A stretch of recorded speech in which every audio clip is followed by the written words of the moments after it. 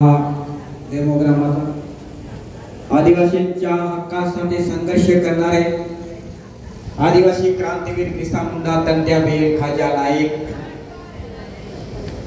आदिवासींना माणूस म्हणून जगण्याचा अधिकार देणारे डॉक्टर बाबासाहेब आंबेडकर, आई सावित्रीबाई फुले, क्रांतिबाज ज्योतिराव फुले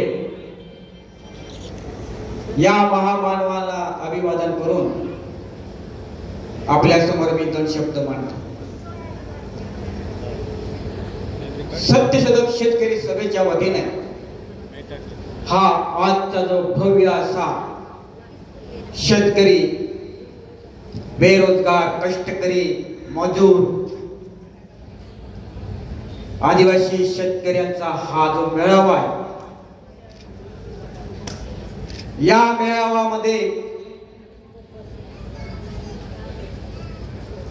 जसं इंग्रजांच्या विरोधामध्ये, इथल्या भांडवलशाहीच्या विरोधामध्ये बिरसा मुंडाने जे उलगुलान पुकारलं होतं, तेच उलगुलान या सभेद्वारे आज पुकारलं जात आहे. माझ्या मागून सर्वांनी म्हणायचं आहे, अब की बार सत्यशोधक लाल बावटा का आमदार, अब की बार सत्यशोधक लाल बावटा का आमदार असं आपण म्हणायचं आहे, किंवा सत्यशोधक लाल बावटा, सत्यशोधक आमदार म्हणायचंय.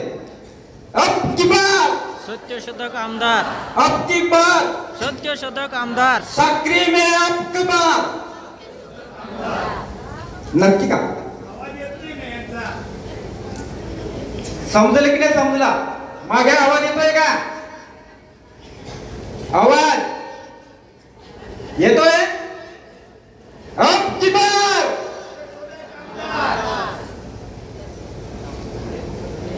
आज ही जी गर्दी आहे, प्रत्येकाने जर मनावर घेतला, प्रत्येकाच्या घरी मुले, सून, जावाई, नातेवाईक या सगळ्यांना जर आपण लाल बावट्याची भूमिका जर सांगितले, तर नक्कीच या वर्षी आपला आमदार हा विधानसभेमध्ये आहे. आणि का गरजेचं आहे हे सांगण्यासाठी ही आजची सभा. दिल्लीहून आलेले लालबावट्याचे खासदार, जसा आजच्या आपल्या महाराष्ट्रामध्ये किंवा आपल्या साक्री तालुक्यामध्ये किंवा नंदुरबार जिल्ह्यामध्ये पाण्यासारखा जो पैसा ओतला जातोय निवडणुकामध्ये, तसा पैसा ओतला नाही, पैसे वाटले नाही. कारण की आपल्यासारखे गरीब घरातून आपल्यासारखे संघर्ष करत, आपल्यासारखेच आपल्या लोकांसाठी आपल्या बरोबर राहणारे, रात्र दिवस आपल्या लोकांसाठी, आपल्या लोकांच्या हक्कासाठी, जमिनीवरची लढाई असेल, कागदावरची लढाई असेल, जन्मदिनी लढाई असेल, या सगळ्या लढाईमध्ये आपल्या लोकांबरोबर राहणारे. आणि ज्यावेळेस ही लोकसभेची निवडणूक जाहीर झाली, त्यावेळेस काराकाट लोकसभा, जसं आपल्या धुळे, आपल्या साक्री, नंदुरबार लोकसभा जसं आहे, तसंच कारेकाट लोकसभा क्षेत्र आहे. त्या क्षेत्रामधल्या आदिवासी कष्टकरी शेतकऱ्याने स्वस्फूर्तीने 20-20, 30-30, 40-40 रुपये एकत्र केले आणि आपल्या खासदारांना निवडून आलं. ही धमक फक्त आपल्यामध्ये आहे, ही धमक फक्त लाल बावट्यामध्ये आहे. कष्टकऱ्यांचे, शेतकऱ्यांचे पैसे हडप करणारे, आदिवासींच्या, शेतकऱ्यांच्या योजनांचे पैसे हडप करणारे आपल्या इथले आमदार असतात, किंवा जे सत्तामध्ये बसलेले आहेत, बीजेपी, शिवसेना आणि राष्ट्रवादी, हे जे तीन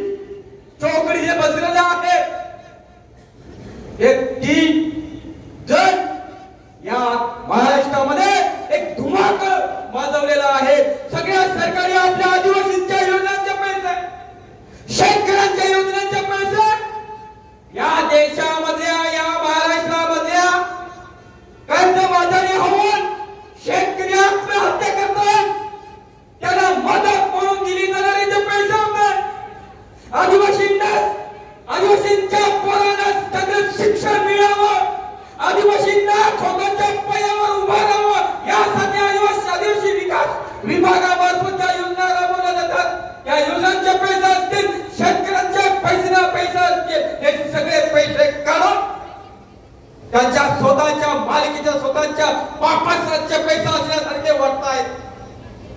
5 वर्ष संपलं होतं जेव्हा विधानसभेच्या निवडणूक जवळ आले तेव्हा लाडकी बहीण सांगून 1500 रुपयाची भीक देत आहे. लाज वाटायला पाहिजे. अरे आम्ही म्हणतो आमच्या स्वबळावर आम्ही जीवन देतो,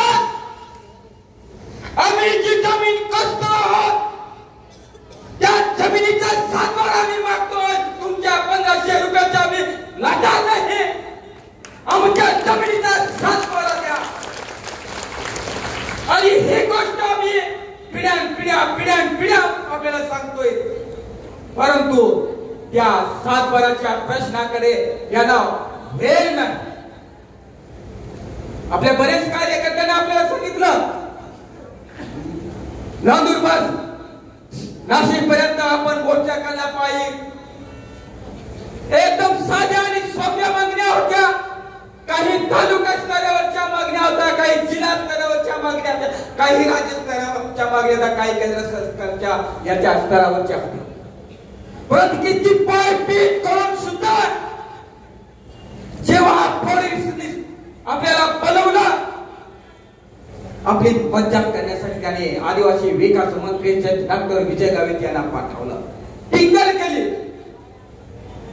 अरे हजारो आदिवासी पायी चालत तुमच्याकडे मागण्या घेऊन येत आहेत आणि तुम्ही आदिवासींच्या अवहेलना करतायत. आदिवासींना तुम्ही लेखी दिलं, त्या लेखीच्या अंमलबजावणी 8 महिन्यापेक्षा जास्त कालावधी आता लोटत चाललाय, पण एक मागणीची सुद्धा तुम्ही अंमलबजावणी करत नसाल तर या महाराष्ट्राच्या मंत्रालयामध्ये बसण्याचा तुम्हाला अधिकार नाही, या विधानसभेमध्ये तुम्हाला बसण्याचा अधिकार नाही. या साक्री तालुक्याच्या आमदाराला परत या सत्तेवर आण्याची गरज नाही.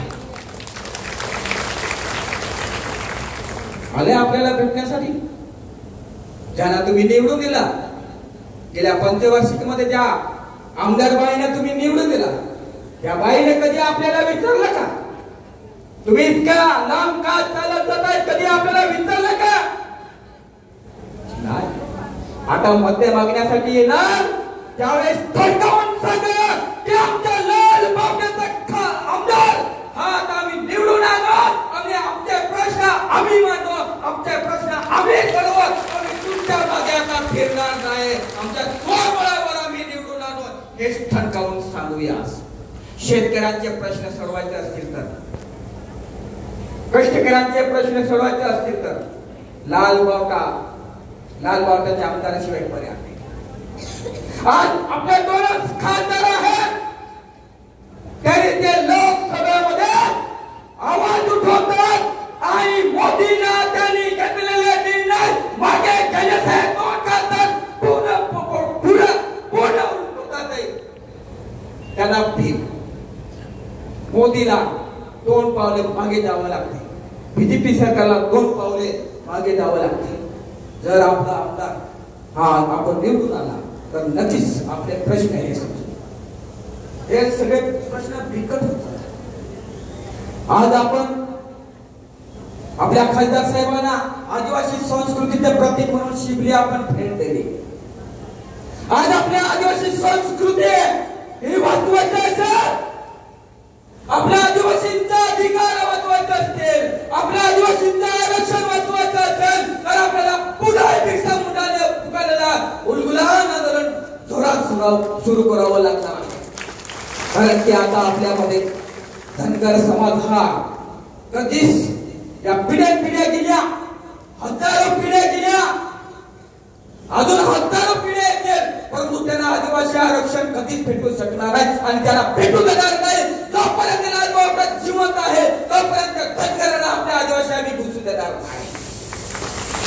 परंतु हे सरकार आपले जे मूलभूत प्रश्न आहे, आपले आरक्षण हिसकवण्यासाठी धनगरांना आपल्यामध्ये घुसवत आहेत. मागे मंत्रालयामध्ये निर्णय झाला आणि ते निर्णय होता बरोबर आपल्या 10-12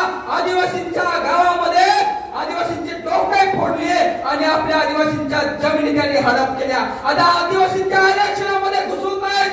आता रात्री 12-1 वाजता मंत्रालयामध्ये जी.आर. निघतो की आदिवासींच्या आरक्षण एकदा निघाला द्या, आदिवासींच्या ज्या सवलती आहेत त्या सवलती धनगर समाजाला द्या. अरे धनगर कुठे ना आदिवासी कुठे हे या सरकारला समजत नाही. एक धनगर आदिवासींच्या औकात काढतो. अरे तुला आदिवासींचं आरक्षण पाहिजे, आणि तुला आदिवासींचं आरक्षण पाहिजे असेल तर आदिवासींच्या पोटीला तुम्ही जन्माला या, कारण तुम्हाला आदिवासींचं आरक्षण भेटेल. त्याचा हा लाल बावटा छातीत ठोकपट उभा आहे, तुम्हाला हुसकून मारू आणि काय करू माहिती हा? मेंढ्या सारण्यासाठी आपल्याकडे येतात ना, हा येतात की ना. नवापूरमध्ये सुरतकडे जातात, आपल्या शेतांमध्ये मेंढी चरतात, आपल्या जंगलामध्ये मेंढ्या चरतात. एका एकाला हुसकावून बाहेर काढू आणि आपल्या आदिवासींची औकात तुम्हाला दाखवल्याशिवाय आम्ही राहणार नाही. हे आजच्या या सभेमध्ये आम्ही आपल्याला ठणकावून सांगतोय. बिरसा मुंडा कांत्या, बिरसा मुंडा खजाने कांत्या मामा यांच्या लढाऊपणा यांचा इतिहास तुम्ही वाचून घ्या. आदिवासी काय आहे ते तुम्हाला आम्ही दाखवू. तर या सभेद्वारा मी हेच सांगू शकतो की येणाऱ्या विधानसभामध्ये, येणाऱ्या जिल्हा परिषद आणि पंचायत समिती या निवडणुकांमध्ये आपले लाल बावट्याचे कार्यकर्ते उभे करा. लाल बावट्याच्या कार्यकर्त्यांना निवडून आणा. लोकसभेमध्ये बसवा, विधानसभेमध्ये मध्ये बसवा, जिल्हा परिषद मध्ये बसवा, पंचायत समितीमध्ये बसवा. तरच आपले प्रश्न सुटू शकतील, तरच आपल्या जमिनीचा हातभार आपल्याला मिळेल. नंतर हे काय म्हणतात, आपलं 50 खोक्यावाले सरकार असो का कोणतेही खोक्या असो, आपला अधिकार, आपला आवाज हे ऐकू शकणार नाही. सर्वांना लाल सलाम, सत्य के जय हो.